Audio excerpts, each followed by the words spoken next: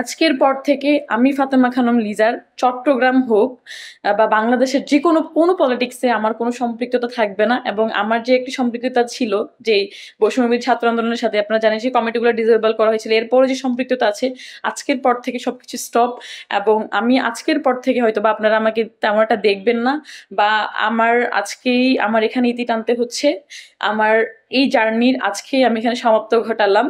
তবে আমার একটি আস্থা আছে, বিশ্বাস আছে যে বিশেষ করে আমি যাকে গণ অভ্যুত্থানের ইমাম বা লিডার মেনে এসেছি, আমাদের নাহিদ ইসলাম ভাই বা আরো যারা যারা আছেন, সবাই আমাদের শহীদ ভাইদের যে চাওয়া পাওয়া ছিল, আহতদের যে চাওয়া পাওয়া ছিল, অ্যাটলিস্ট সেই ম্যান্ডেটে আপনারা কাজ করবেন। আপনারা রাজনীতি করেন, বড় দল করেন, ভোটের রাজনীতি করেন, যাই করেন, অ্যাটলিস্ট আপনারা আমাদের যে সুন্দর একটি দেশের স্বপ্ন দেখেছিলাম, আপনারা সেটার একটি বন্দোবস্ত করবেন। তবে আমার ধারা আসলে আর পসিবল না। আপনারা আমি জাস্ট বুঝে বুঝাইতে পারবো না যে চট্টগ্রামে এখন বর্তমানে কি চলছে, চট্টগ্রামে মেয়েদেরকে নিয়ে কতটা নোংরামি করা হয়, তাদেরকে ব্যক্তিগতভাবে কতটা অ্যাটাক করা হয়, তাদেরকে নিয়ে যে কোনো ধরনের বাজে ন্যারেটিভ তৈরি করে ফেলা হয়। সেগুলো কারা করে? আমাদের মানুষই করে।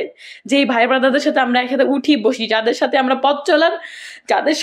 পথ চলার সাহস করি, যেই ভাইদেরকে আমরা যেই ভাইদের সামনে আমরা বুলেটকে গ্রহণ করে আমরা যাদের জীবন বাঁচিয়েছি, সেই ভাইয়েরাই আজকে।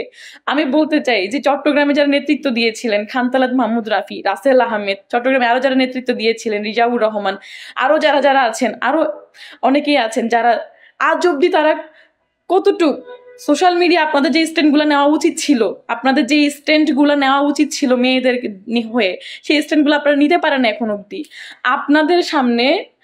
আপনাদের সামনে যেভাবে মেয়েদেরকে হ্যারাসমেন্ট করা হইতেছে প্রতিনিয়ত, আপনারা কিভাবে এসব সহ্য করছেন? I don't know. তবে পলিটিক্স করতে আসলে আমরা যখন ঝড় ঝাপটা নিজেদের পরিবার সবকিছু সামলায় যখন আসি, যখন আমাদেরকে আপনারা এইটুক নিরাপত্তা দিতে পারে না, আমাদের দ্বারা আসলে পসিবল না। কারণ আমাদের অ্যাটলিস্ট মা বাবা আছে, আমাদের মা বাবাদের বাঁচতে হবে। মাথা উঁচু করে বাঁচে তারা সমাজে মাথা উঁচু করে বাঁচে। যাকে আমার এতদিন ধরে হয়তো বা আমার অনেকের সাথে একটা পথ চলা ছিল, অনেকের সাথে লং টাইম একটা জার্নি ছিল। আজকের পর থেকে হয়তো বা সেই জার্নিটা এখানেই শেষ, এখানেই তার সমাপ্তি। ইন ফিউচার আমি বাংলাদেশের কোনো পলিটিক্স বা কোনো কিছুর সাথে হয়তো বা ইনক্লুড হব না বা সংযুক্ত হব না। আমার অনেকে শুভাকাঙ্ক্ষী ছিলেন, সবার জন্য অনেক শুভকামনা। এবং আসলে জানেন, আসলে বিষয়টা হয়েছে কি, যে আমার ভেতরে অনেক আঘাত, অনেক কষ্ট লুকায় আছে, যেগুলো আমি চাইলেও প্রকাশ করতে পারতেছি না। তবে আমি বাধ্য হচ্ছি আজকে এই সাইড থেকে লিভ নিতে, আমি বাধ্য হচ্ছি আজকে এই জায়গা থেকে লিভ নিতে। আমার মনে হয় না যে চট্টগ্রামে কোনো নেতা হয়ে উঠতে পারছে কেউ পারবে এইসব চলতে থাকলে। আমি আপনাদের কাছে হাত জোর করে বলবো, প্লিজ আপনারা এইসব বন্ধ করেন। অ্যাটলিস্ট একটা মেয়ের জীবন কেমন আপনারা বুঝতেও পারবেন, একটা মেয়ের পরিবার কিভাবে চলে সেটাও আপনারা বুঝতে পারবেন না। আপনারা যে মেয়েদেরকে যে নোংরামিটা শুরু করছেন, এটা আপনারা থামান। আমি আপনাদের রিকোয়েস্ট করতেছি, আপনারা যারা বড় ভাইরা আছেন, যারা নেতৃত্ব দিতেছেন, আপনারা তারা থামান। আপনি এনসিবি করেন, আপনি বাকছাস করেন, আপনি বৈষম্য বিরোধী করেন, আপনি সমন্বয়, আপনি কি হ্যান ত্যান, ইট ডাজন্ট ম্যাটার। বাট আপনারা অ্যাটলিস্ট মেয়েদেরকে সম্মান করেন, মেয়েদেরকে সম্মান দিতে শিখেন। তারপরে এই যে আজকে চট্টগ্রামে যে একটা ঐক্যবদ্ধতা ছিল, চট্টগ্রামে যে এতগুলো মেয়ে ছিল, প্রত্যেকটা মেয়ে হারাই গেছে। চট্টগ্রামে যখন প্রত্যেকটা মেয়ে হারাই গেছিল, তখন আমি ফাতেমা খানম লিজা প্রোগ্রাম করে বিভিন্নভাবে মেয়েদেরকে কানেক্টেড করে করে আমি সবকিছু ইনক্লুড করছি। মেয়েদেরকে নিয়ে আলাদা করে করে প্রোগ্রাম করে করে মেয়েদেরকে ইনক্লুড করে তাদেরকে সাহস দিছি। আজকে সেখানে আমাকে নিয়ে নোংরামি শুরু হয়ে গেছে, আমাকে নিয়ে বিভিন্ন মিথ্যা বানোয়াট ন্যারেটিভ স্টাবলিশ করা হয়েছে শুধুমাত্র আমাকে মাইনাস করার জন্য।